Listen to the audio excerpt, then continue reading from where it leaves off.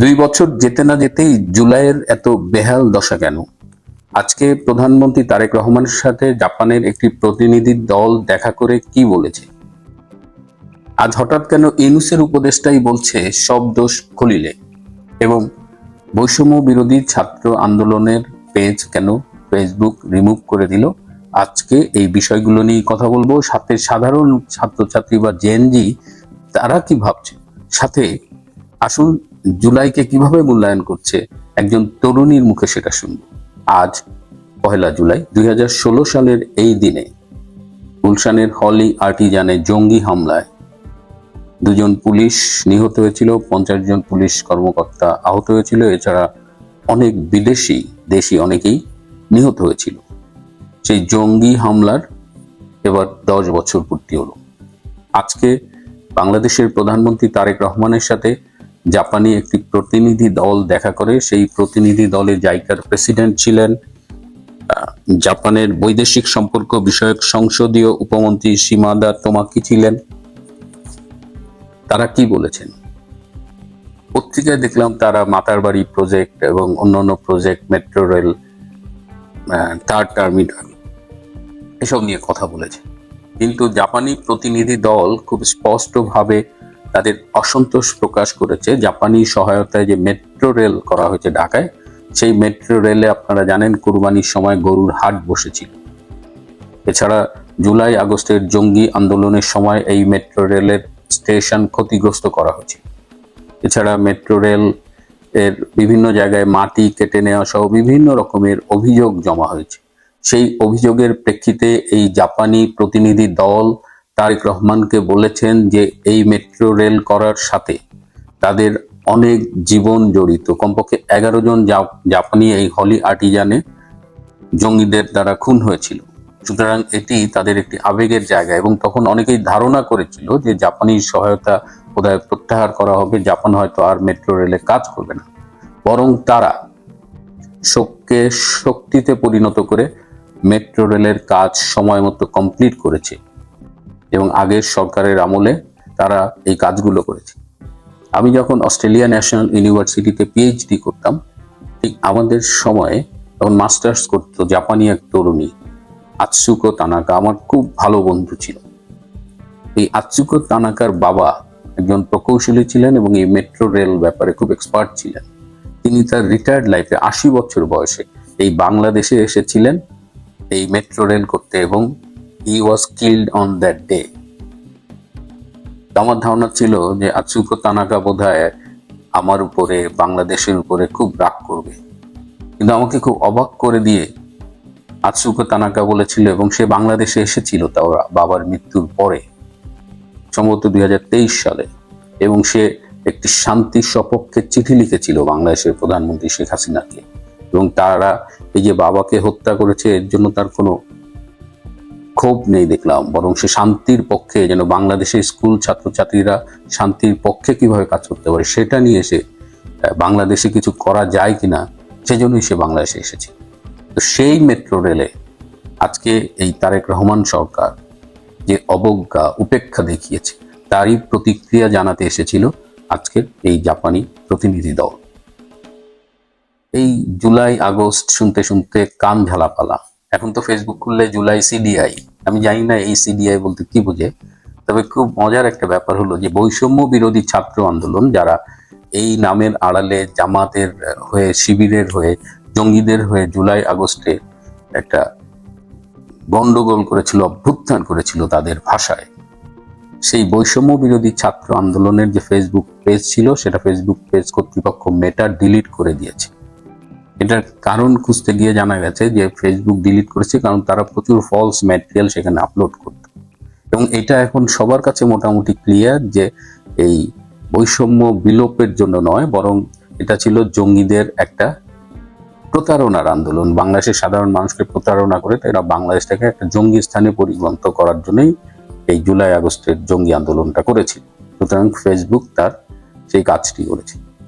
আবার ইউনূসের একজন উপদেষ্টা, মৎস্য বিষয়ক উপদেষ্টা ফরিদা আক্তার, তিনি সম্প্রতি একজন সাংবাদিক রাশেদ আহমেদের সাথে সাক্ষাৎকারে বলেছেন যে সব দোষ নাকি খলিলের। খলিল আমেরিকার কাছে দেশটাকে তুলে দিয়ে আসছে, খলিল লন্ডনে গিয়ে তারেক রহমানের সাথে আপোষ করেছে, খলিল কাউকে কিছু না জানায় সব করছে, এবং এখনো খলিল সেই একই কাজ করছে। এবং উপদেষ্টারা যখন সবাই চলে গেছে, খলিল কিন্তু আবার বর্তমান সরকারে রয়ে গেছে। তার মানে চারিদিক দিয়ে কুফা লাগছে, মানে জুলাইয়ের বিরুদ্ধে সবাই এমন ভাবে খেপছে। এবং সবাই এখন যেটা দেখা যাচ্ছে যে জুলাইয়ের সাথে সম্পৃক্ততা কিভাবে ডিশোল্ডার করা যায়, যে ভাই আমি জুলাইয়ের ছিলাম না, জুলাইয়ের মানে গাছেরটাও খাইছে তলারটাও খাইছে, কিন্তু এখন দেখা যাচ্ছে সে আর ওই লাইনে কথাবার্তা বলতেছে না। আসেন আমরা দেখি একজন তরুণী এই জুলাই যোদ্ধাদের সম্পর্কে কি বলছেন। এবং আমার কাছে মনে হয় যে এটা আমি এই কারণেই শোনাচ্ছি যে এটাই জুলাই যোদ্ধাদের সম্পর্কে বর্তমানে বাংলার সংখ্যাগরিষ্ঠ মানুষের ধারণা। জুলাই যোদ্ধা পরিচয় দিলেই এখন জনগণ কিন্তু পিটাচ্ছে ধরে ধরে। কোথাও যা বলেন জুলাই যোদ্ধার জনগণ ধৈরা ঘুরাই দিবে থাপ্পড়, দুই একটা দাঁতও পড়ে যেতে পারে। এখন তো এই পজিশন, আগামীতে এমন হবে যে জুলাই যোদ্ধার নাম শুনলেই প্রথমে ধৈরা বানবো, পিটাইবো, তারপর কবর করে মরেন বা না মরেন কবর দিয়ে দিব। কারণ এটা বাটপারি করেছে আমাদের সাথে, জনগণ তা বুঝে গেছে। মানুষের সেন্টিমেন্টের সাথে এই জুলাই জঙ্গিগুলা খেলেছে। ইউনুস মিলে, দেশ বিরোধী জামাত শিবির মিলে, ইসলাম বিদ্বেষী ইসলাম বিরোধী কতগুলা সংগঠন মিলে এরা আমাদের সাথে খেলেছে। দেখেন যারা সংসদে গেল এনসিপির 6টাই শিবিরের নেতা ছিল, শিবির থেকে এসেছে। তার মানে এই এনসিপি বলেন আর জুলাই বলেন সবই জামাতের একটা মেটিকুলাস ডিজাইন ছিল ইউনুসের সহযোগিতায়। এই জুলাই জঙ্গিগুলাকে মানুষ কিভাবে বিশ্বাস করবে? সেই দিনে তো এই মৌলভীবাজারে ডারবি নাসির আর সার্জিস দুইজনে মিলে গেল কোথায়? ছাত্রলীগের নেতা শামুর শ্বশুরের বাসায়। শামুর শ্বশুরের কোলে পারে না উঠা বসে ডারবি নাসির, দুজন একলগে বসে মোবাইল দেখতেছে। খুব ক্লোজ না হলে, খুব ঘনিষ্ঠ না হলে এভাবে কেউ কারো পাশে বসে মোবাইল দেখে না। তারপরে সার্জিস কি রিল্যাক্স মোবাইল দেখতেছে। তার মানে ভদ্রলোকের সাথে তাদের আনাগোনা আছে। এই হলো জুলাই জঙ্গিদের অবস্থা।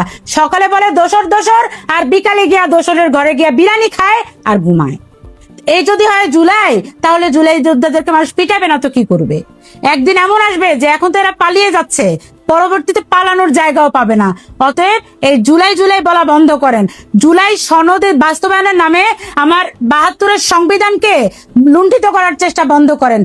আপনারা বলেন যে জুলাই আছে দেখে 71 না, এটা একটা ভুল, এটা একটা দেশ বিরোধী কথা।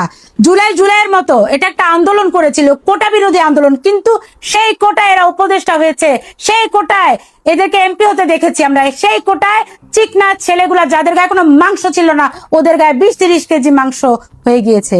অথচ এরা আমার 1971 সালকে মুছে ফেলতে চাচ্ছে, সেটা করা সম্ভব না। অতএব জুলাই পরিচয় দিলেই জনগণ এখন পিটাবে, পরিচয় দিতে সাবধানে দিবেন। দেখুন, শেখ হাসিনা যখন বাংলাদেশের প্রধানমন্ত্রী, তখন জাহেদুর রহমান ঢাকায় বসে বাংলাদেশে বসে মিথ্যা কথা বলতে পারত।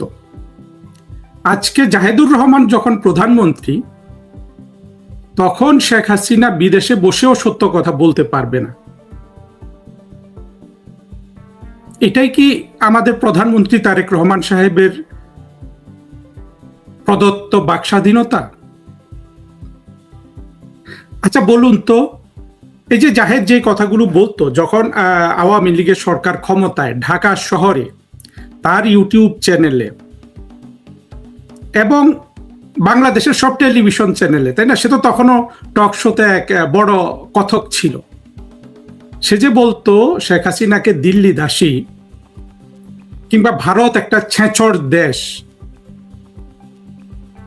এগুলো কি শুধু আপনার রাজনৈতিক কথাবার্তা? দিল্লি দাসী, ছেঁচড় দেশ, হ্যাঁ ছেঁচড় দেশ শেখ হাসিনাকে বলতো না, বাট শেখ হাসিনাকে কেন্দ্র করেই তো বলতো। আমি যত কথা আজ পর্যন্ত বলেছি ইউটিউবে, কখনো কি এই ধরনের দুটো শব্দ দিয়ে বিষোদ্গার করেছি? ছেঁচড় দেশ, দিল্লি দাসী,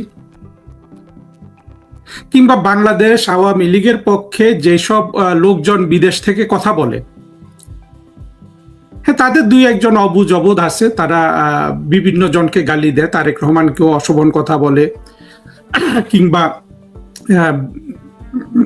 যা হোক, যেসব কথা আসলে আমি মনে করি যে বলার প্রয়োজন নাই যে কোনো ইয়েতে, যে কোনো ধরনের প্রতিবাদে, বিক্ষোভে, আপনার অ্যাক্টিভিজমে গালি না দিয়েও করা যায়, দেয়, কিন্তু বেশিরভাগ কিন্তু দেখবেন এরা সভ্য মানুষ, তাও বিদেশে বসে আছে। বাংলাদেশে বসে থাকলে তো সবারই কল্লা ফেলে দিত, যে অবস্থা দেখা যাচ্ছে। জাহেদ যে বলেছে ছেচর দেশ, সেটা তো ভাই একটা পুরো মিথ্যা কথা। আপনি যদি মনে করেন কোনো একটা দেশ ছেচর, কোনো কারণে যদি আপনার মনে হতে পারে, তাহলে পৃথিবীর সব দেশ কোনো না কোনো ক্ষেত্রে ছেচর দেশ। যদি এইরকম হয় পৃথিবীর প্রতিটা দেশেরই একটা অবস্থা আছে ছেচর দেশ, তাহলে ভারতকে আলাদা করে ছেচর দেশ বলা তাহলে এটা মিথ্যা হয়ে যায়, কারণ বাকি সবগুলোই তো ছেচর। আবার যখন বলে শেখ হাসিনাকে দিল্লি দাসী, সেটা তো ছিল পুরোপুরি মিথ্যা। শেখ হাসিনা ভারতের সাথে স্বাভাবিক সম্পর্কের জন্য যে আপ্রাণ চেষ্টা করেছিলেন, সেটা হয়ে গেছে শেখ হাসিনা দিল্লি দাসী তার জন্য। আর বাংলাদেশের মানুষ এটা শুনে আনন্দ পেয়েছে যে জাহেদ দিল্লি দাসী বলতে পারছে। আপনি চীন আর ইয়ের মধ্যে যান, চীন ভিয়েতনাম ইদানিং অনেক অর্থনৈতিক কোঅপারেশন করছে। ভিয়েতনাম মনে করে দক্ষিণ চীন সাগরে তার অনেক জমি, অনেক কিছু চীন দখল করে রেখেছে। এটা মনে করার পর ভিয়েতনাম আর চীন যদি দৃঢ় এবং ব্যাপক অর্থনৈতিক সহযোগিতা গড়ে তুলতে পারে, ভারত বাংলাদেশের মধ্যে যে দুই একটা দ্বিপাক্ষিক অসুবিধা আছে, আমি তো এগুলো সমস্যা মনে করি না। কি কোন তিনটা জিনিস দেখাতে পারবে যে জন্য বলা হয় যে ভারতের কাছে বাংলাদেশ বিক্রি করে দিয়েছে?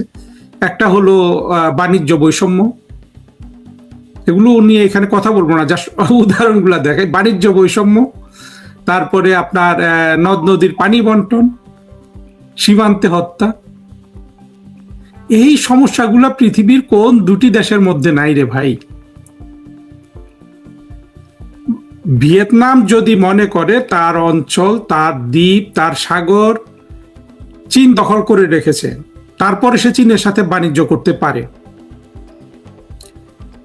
ভারত কি আমাদের কোনো জায়গা দখল করে রেখেছে? ভারত যদি আজকে পার্বত্য চট্টগ্রাম দখল করে রাখতো,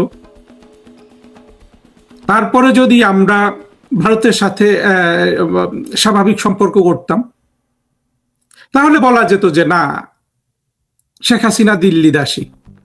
সেটা কি হয়েছে?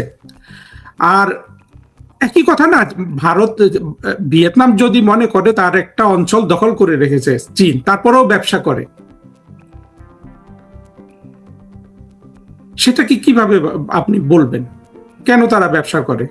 তাহলে ভিয়েতনামের সরকারগুলা কি বেজিং দাসী বা দাস?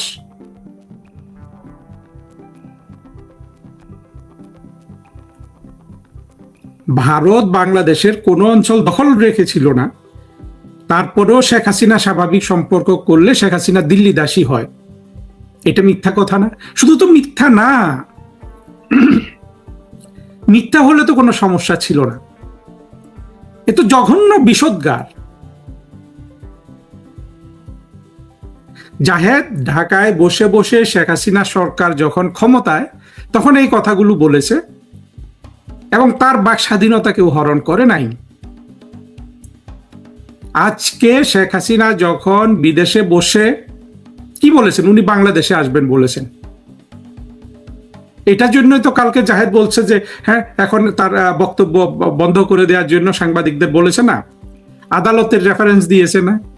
আচ্ছা বলুন তো, ইউনূস যেসব আদালত গ্রহণ করেছে, ইউনূস যেসব আদালত তৈরি করেছে, পৃথিবীতে কারো চোখে, বিএনপির চোখে, এমনকি জাহেদের চোখেও সেই আদালতের আসলে কোনো বৈধতা আছে?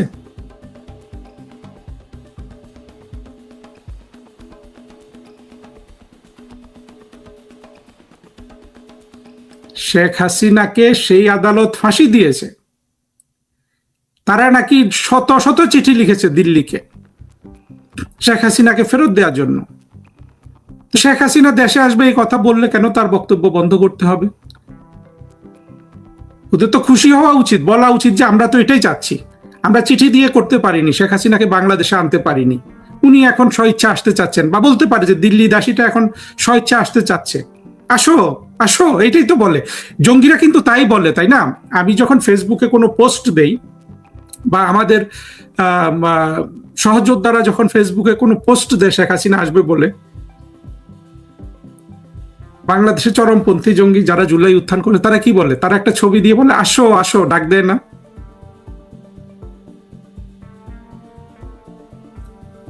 খলিল রহমান যখন দিল্লি গিয়েছিল সে বলেছে না সাংবাদিকদের আমরা শেখ হাসিনাকে ফেরত চেয়েছি।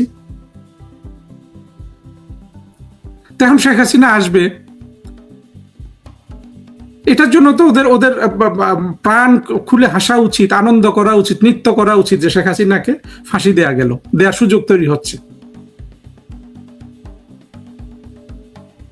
অবশ্য আমার আজকের কথার উদ্দেশ্যটা সেটা না, উদ্দেশ্য হলো যে পার্থক্যটা বোঝানো আপনাদেরকে, যে জাহেদ যখন বাংলাদেশের প্রধানমন্ত্রী, জাহেদ তো এখন প্রধানমন্ত্রী, তাই না? জাহেদ দিল্লিতে গিয়ে দিল্লি কাণ্ড করে আসে, হ্যাঁ, জাহেদ দিল্লিকে বিষোদ্গার করবে ছেচর দেশ বলে। দিল্লি জাহেদের পাসপোর্ট চেক করতে পারবে না, তার কূটনৈতিক পাসপোর্ট নাই, সেটা গেল, কিন্তু সাধারণ পাসপোর্ট নিয়ে চোরের মতো প্রবেশ করার চেষ্টা করেছে ভিসা স্টিকার নিয়ে। ভিসা স্টিকার কোনোভাবেই জাহেদ কিন্তু পায় না। আপনাদেরকে এটা আবার বলে দেই যে জাহেদ যে কাণ্ড করেছে, জাহেদ যদি ইউনুসের মতো ইয়েও হতো, মানে কি বলে, ইউনুসের মতো নোবেল প্রাইজ উইনারও হতো, জাহেদ কিন্তু ভিসা স্টিকার পায় না। নোবেল প্রাইজ পেতে পারে জাহেদ যে পজিশনে আছে, কিন্তু ভিসা স্টিকারের যে বৈশিষ্ট্য দেওয়ার যে যোগ্যতা থাকলে দেয়া যায়, অর্থাৎ কারো বিরুদ্ধে বিষোদ্গার না করা, মিথ্যা প্রপাগান্ডা না করা, সেটা তো জাহেদ যোগ্যতা হারিয়েছে। তাহলে জাহেদের এটা চোরের মতো হলো প্রবেশ করাটা। জাহেদ দিল্লির বিরুদ্ধে বিষোদ্গার করে চোরের মতো ভারতে প্রবেশ করতে যাইবে, ভারত তাকে জিজ্ঞেসও করতে পারবে না। এটা জাহেদের বাক স্বাধীনতা, তার আত্মসম্মান স্বাধীনতা। শেখ হাসিনাকে দিল্লি দাসী বলবে, অত্যন্ত বেজলেস। আমার মূল দেখেন, আমি যেই কারণে ইউটিউব করি, বন্ধুরা আপনারা এই জিনিসগুলো একটু ভাববেন। আমি ইউটিউব তো করি বাংলাদেশের 24-এর জঙ্গি উত্থানকালে যেসব মিথ্যা হয়েছে, সেই মিথ্যাগুলা যে মিথ্যা, এই জিনিসগুলো আপনাদেরকে দেখিয়ে দেওয়ার জন্য। এটা কিন্তু আমার একমাত্র উদ্দেশ্য। জাহেদ শেখ হাসিনাকে দিল্লি দাসী বলেছে, এটার কোনো বেসিস নাই। এটা বাংলাদেশের 8 কোটি মানুষ নয়, 20 কোটি মানুষও বিশ্বাস করলে এটার বেসিস নাই। সেজন্য আমি আপনাকে ভিয়েতনামের উদাহরণটা দেখালাম। ভিয়েতনাম মনে করে তার যেটা টেরিটোরিয়াল অংশ সেটা চীন দখল করে রেখেছে, তারপরও চীনের সাথে ভিয়েতনাম অর্থনৈতিক সম্পর্ক জোরদার করছে। বাংলাদেশের কোনো অঞ্চল দিল্লি দখল করে নাই, সেখানে শেখ হাসিনা দিল্লির সাথে স্বাভাবিক সম্পর্ক করলে কেন শেখ হাসিনা দিল্লি দাসী হয়ে যাবে? আমার এই প্রশ্নের উত্তর আপনারা যদি বাংলাদেশের 18 কোটি মানুষ, প্রথম কথা দেখেন আমি প্রশ্নটাতে কোনো মিথ্যা কথা বলেছি কিনা, আর যদি মিথ্যা কথা না বলে থাকি, আপনারা সবাইকে নিয়োগ দেন না যারা 2024-এ জঙ্গি উত্থান করেছে, সবাইকে নিয়োগ দিয়ে প্রশ্নটা করেন যে এই যে একটা উদাহরণ দিলাম, এখানে শেখ হাসিনা কিভাবে দিল্লি দাসী হয়? সেই মিথ্যাটা জাহেদ বলেছে না? এবং তারেক রহমান সাহেব এগুলো আপনার অ্যালাউ করছেন। তারেক রহমান সাহেবের যারা সমর্থক, তারা বলেন যে না, তারেক রহমান অনেক কিছু উন্নতি করেছেন, এই করছেন সেই করছেন, তিনি গণতন্ত্র নিয়ে আসছেন। আরে ভাই, জাহেদের মতো ছেলেকে প্রধানমন্ত্রী, হ্যাঁ, প্রক্সি প্রধানমন্ত্রী বানিয়ে রেখে এটা সম্ভব? হ্যাঁ, সালাউদ্দিন সাহেব আছেন, তারেক রহমান সাহেবকে হেল্প করেন। অন্তত সালাউদ্দিন সাহেবকে তো আমরা এত কষ্টিক, এত এত এত জাহেদের মতো কল্পনা করি না। তিনি তাও ননও। কিন্তু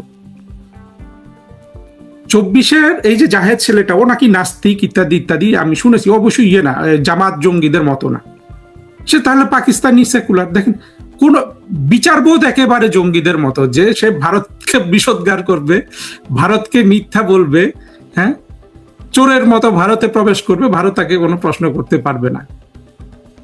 এই যে মনের দাবিগুলা, এই যে মানে অন্যের অধিকারে এই ধরনের দাবি, এটা কিন্তু শুধু বাংলাদেশের ইসলামিক জঙ্গিগুলা করে। জাহেদের থেকে এই জঙ্গিদের পার্থক্যটা কোথায়?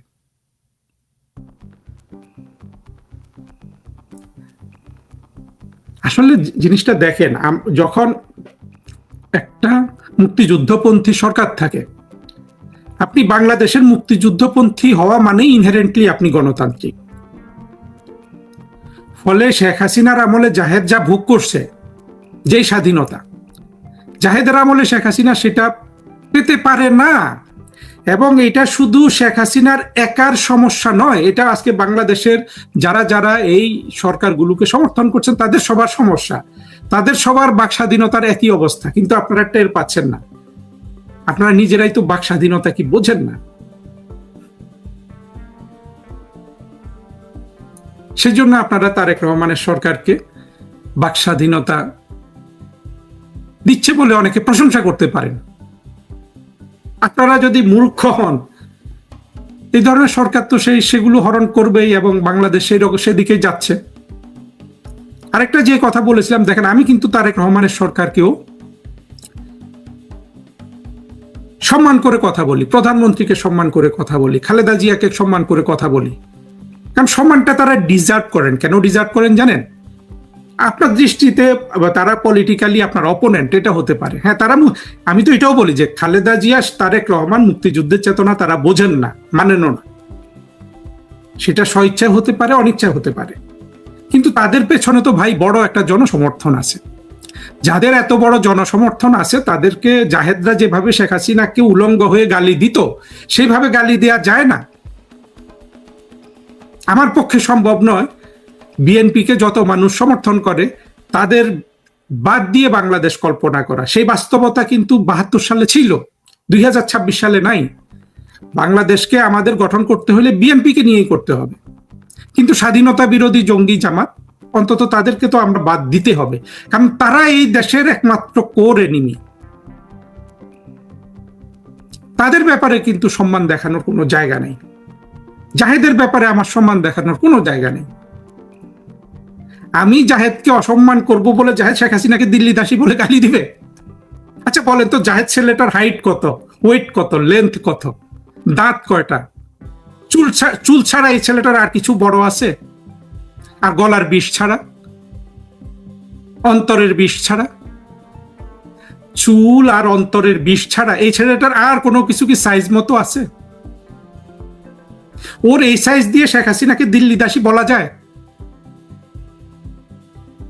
আমি যদি কানাডাতে অত্যন্ত নিরাপদ দূরত্বে থেকে তারেক রহমানকে সম্মান করতে পারি, খালেদা জিয়াকে সম্মান করতে পারি, আমি তো চাইলে খালেদা জিয়া তারেক রহমানের মতো ওইভাবে তারেক রহমানের উপর চড়া হতে পারি যেইভাবে, এবং অনেক কথা বলার আছে কিন্তু জাহেদ যেভাবে শেখ হাসিনার উপর চড়া হয়েছিল, কিন্তু আমি হব না। দেখেন, আমি ভদ্রতায় বিশ্বাস করি। এই জাহেদরা বিষে বিশ্বাস করে। এই জাহেদ এবং তার স্বগোত্রীয়রা মিথ্যায় বিশ্বাস করে, অপপ্রচার করে মিথ্যার উপর। জাহেদ, পিনাকি এরা তো সব একসাথে অপপ্রচার করেছিল মিথ্যার উপর। আজকে আবার তারা একটু জামাত বিএনপিতে ভাগ হয়ে গিয়েছে। সত্য বলারও কিন্তু আপনার কোথায় কখন কোন মাত্রায় বলবেন সেটার এক ধরনের আপনার, হ্যাঁ, আপনার যদি আপনার সত্যিকারের একটা বিবেক থাকে সেও আপনাকে ডিকটেট করবে।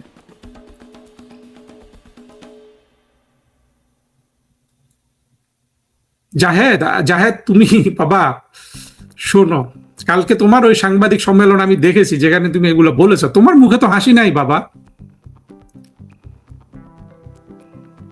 তোমাকে যারা জ্ঞানী মনে করে, তোমার কিছু জ্ঞান বুদ্ধি আছে, মানে আমি বলছি না তুমি বেকুব, তোমার একটা ইন্টেলেকচুয়াল প্রপেনসিটি আছে, শিওর আছে, না থাকলে তো এগুলো করতে পারে না কেউ। কিন্তু যেই বিষ তোমার, হ্যাঁ, বুকে, যেই বিষ তোমার কণ্ঠে, যার জন্য সবাই তোমাকে কষা ডাকে, তোমার যে সাইজ, আজকে প্রধানমন্ত্রী তারেক রহমানের ক্ষমতার জোরে তুমি ক্ষমতায়িত প্রধানমন্ত্রী হয়ে গেছো। আমার কথাগুলোর উত্তর দিতে পারবে? তুমি দিতে পারবা? তোমার আব্বুরা দিতে পারবে? বলো তো, একটা কথা মিথ্যা বলেছি আজকে? এই যে এতক্ষণ কতক্ষণ কথা বললাম, 18 মিনিট, একটা কথা মিথ্যা বলেছি? সত্য কথা হলো তারেক রহমানের সরকার, বিএনপি, জামাত, এই সরকারগুলো আসলে বাক স্বাধীনতাটা বোঝেই না। আমি ধরে নিলাম যে তারেক রহমান সাহেবের বাক স্বাধীনতা দেওয়ার ইচ্ছা আছে, কিন্তু উনি যেই ধারার রাজনীতিটা করেন সেই ধারার রাজনীতিতে আসলে বাক স্বাধীনতা বোঝা সম্ভব নয়। হয় তারা বুঝতে চাইবেন না, অথবা বোঝা সম্ভব না। হতে পারে এই জাহেদ, তারেক রহমান তারা মিলে অনেক কিছু করবে, অনেক কিছু বন্ধ করে দিবে, শেখ হাসিনার বক্তব্য বন্ধ করে দিবে, অনেক আমাদের বক্তব্য বন্ধ করে দিতে পারেন। কিভাবে দিবেন? পারবেন না। কৌশলগুলো তো আপনারাই শিখিয়েছেন। জাহেদরা, পিনাকিরা আমাদেরকে শিখিয়েছে কিভাবে মিথ্যা প্রপাগান্ডা ছড়াতে হয়। তারা যদি মিথ্যা প্রপাগান্ডা ছড়াতে পারে, আমরা সত্য কথাগুলো বলতে পারবো। শেখ হাসিনা তার কথা বলতে পারবেন। দেখেন নাই 92টা আন্তর্জাতিক পেপারে শেখ হাসিনার খবর হয়েছে ওই বক্তব্যের। বাংলাদেশে তো কেউ খবর প্রচার করে নাই। আসলে শেখ হাসিনার খবর তো বাংলাদেশে প্রচারই করে না। হ্যাঁ, জাহেদ যে আহ্বানটা জানিয়েছে যে শেখ হাসিনার বক্তব্য প্রচার করো, ও তো প্রচারই করে না। ওরা আগেই কিন্তু সেই জায়গায় নিজেরা নিজেদেরকে দিয়ে বসে আছে। শেখ হাসিনার পক্ষে এখন বাংলাদেশে কোনো মিডিয়া আছে? জাহেদ তো একটা অবান্তর আহ্বান জানিয়েছে। তবে বন্ধুরা, আপনারা দুটো পরিস্থিতির তুলনা করুন এবং যথাসম্ভব পারুন আমার এই কথাগুলো একটু বাংলাদেশের মানুষের কানে কানে পৌঁছে দিন। যদি আপনারা মনে করেন যে আমি সত্য কথা বলি, আমি যেই কোনো